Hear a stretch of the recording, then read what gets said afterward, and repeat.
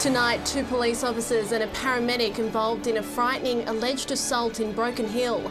And the best BMX riders battle it out as the state champs returns to Kadina. This is Southern Cross News with Abby Donaldson. Good evening. 2 police officers and a paramedic were the victims of a frightening alleged assault in Broken Hill at the weekend. A 33-year-old woman is facing a number of charges, including allegedly threatening an officer with a syringe.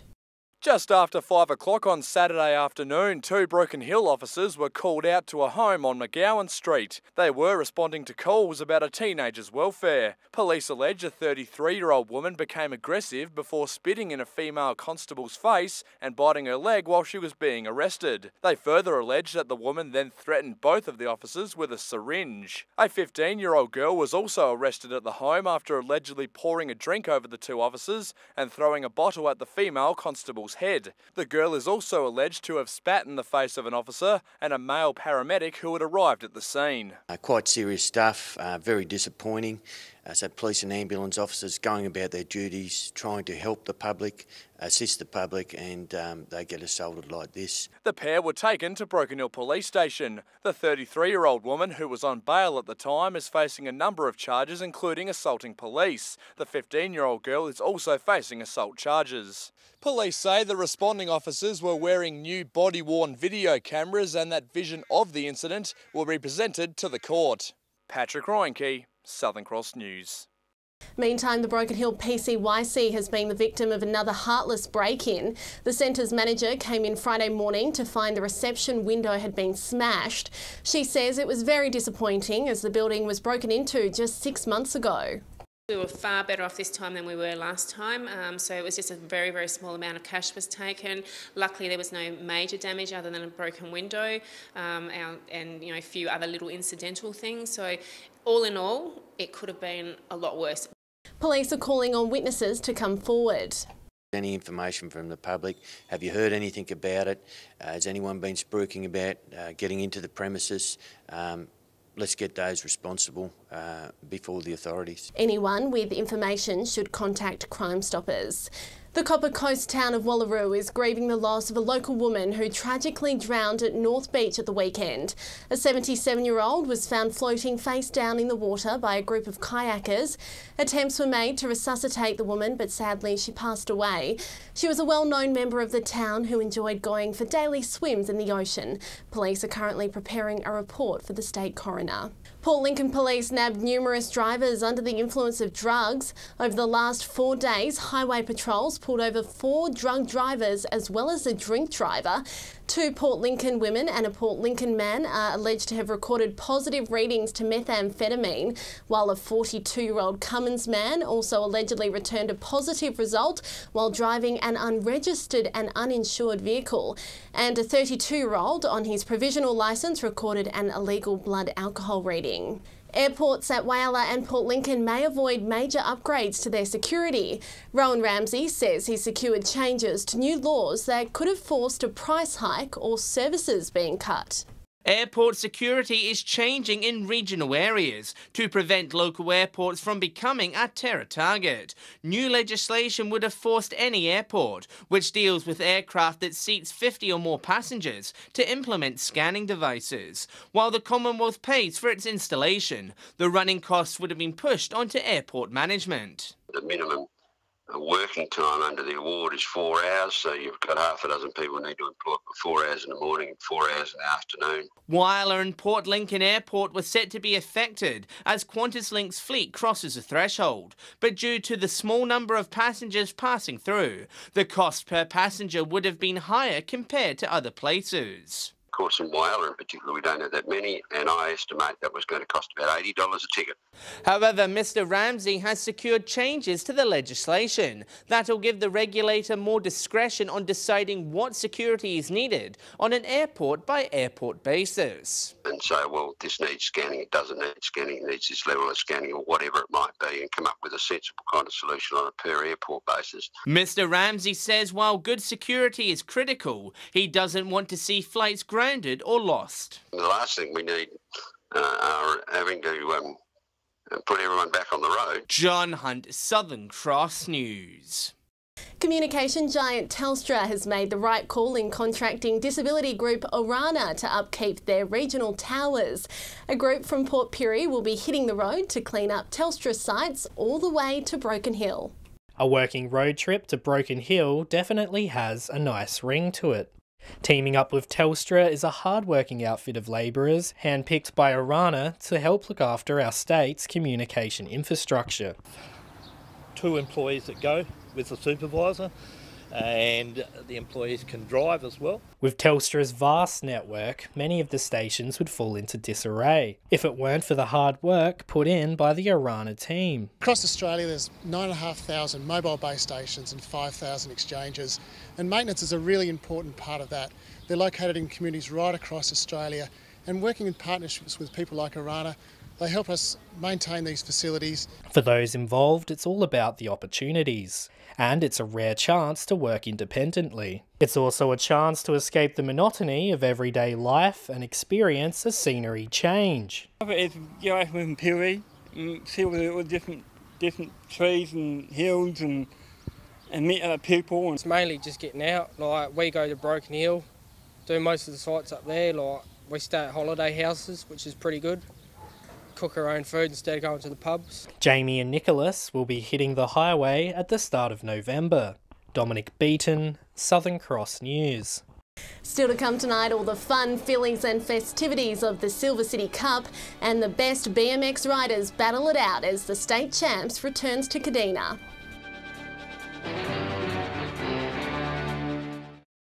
Welcome back. The Wentworth train to honour the moment took out the 2018 Silver City Cup on Saturday, winning the big race in blistering fashion. Broken Hill's second annual race meeting did not disappoint.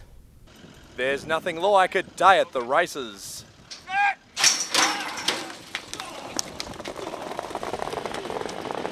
Despite slightly overcast weather, thousands of racegoers came through the gates for the annual Silver City Cup. The day started perfectly with local trainer Heidi Smith getting a win, with Aussie Bob in race 1. We've travelled around with him a bit over the last, since St Paddy's, and he's won a few races and all whatever, but it's still really nice to win at home. Off the track, the fashions were as eye-catching as ever. It was a momentous win for Jed Watson, the best-dressed gent, his first win, and he was quietly confident. I thought today with the weaker field, I stood a chance, and it was really good to come home with the chocolates. Colleen Gates won Most Elegant Lady, while Deanna Spicer had the Most Elegant Hat. Ailish Quinn took out a tight contest for Trendiest Chick in an outfit she borrowed from her mum. I just thought I'll go in, I like this dress, and I just wanted to go bright and get involved in it. Home and away guest judge Tim Franklin finding it tough to pick the winners. People look fantastic, of course they all do, but people look fantastic, that's get points.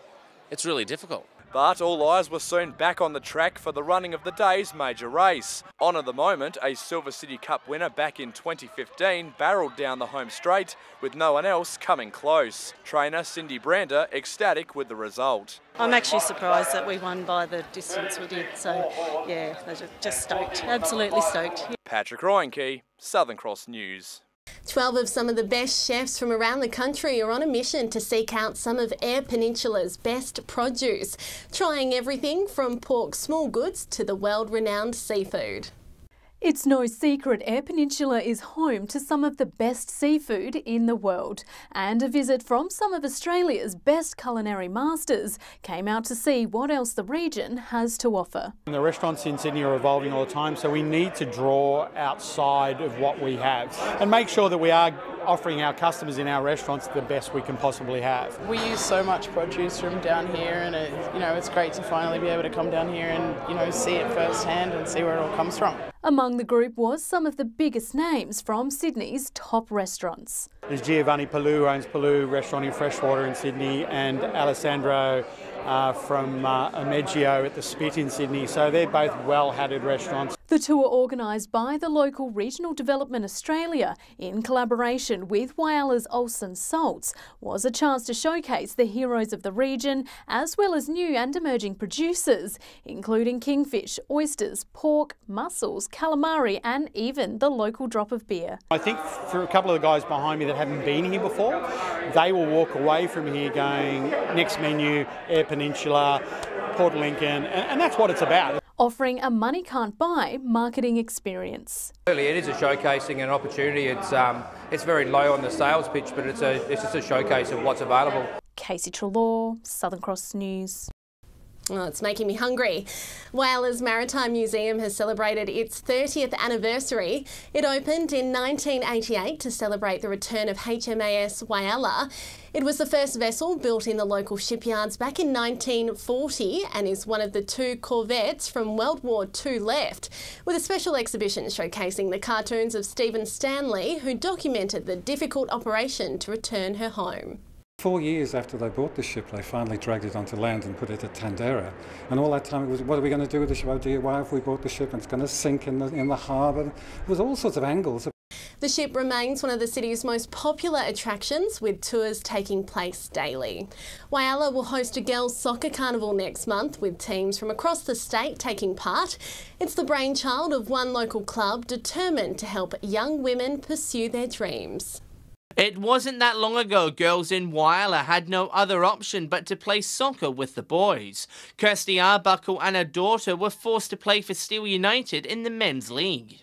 And so what I wanted to do was create some sort of environment where girls could play in a team of their own. Fast forward to 2018 and the girls of Steel were born, with 40 girls from under 8s to under 13s now taking part. And they'll soon be showing their skills on a local stage, hosting a girls' soccer carnival next month. Port Lincoln and Port Pirie are going to bring a team down and play, and we'll have 5 teams playing in a round-robin competition. The event has attracted interest from NPL club Cumberland United and Adelaide University. It really gives the girls the opportunity to figure out what pathways they've got. If they've got some talent and they continue to play, where they can head with the soccer. And the girls themselves are excited to be kicking goals in front of a home crowd. I get to play with my friends, and my family can come and watch me. Yeah, it's pretty good that I get to come out and have a shot and see if I like it. John Hunt, Southern Cross News. BMX racing has found its way back to the Yorke Peninsula after a long hiatus. Hundreds of racers from across the country turned out to the BMX State Championships at the Kadina Club's impressive new track. When the first gate drops, it's everyone for themselves. Racers of all ages dared to dream big at the 2018 BMX State Championships. As you can see around you, there's 412 entries. There's probably 800 to 1,000 people here all up that we're catering for. Just a great event for the family, but it's also brought people from Northern Territory, Queensland, and it's good tourism for the communities. Kadina's new track was pushed to its limits, with riders flying high over the circuit's steep jumps, but it certainly had its low points.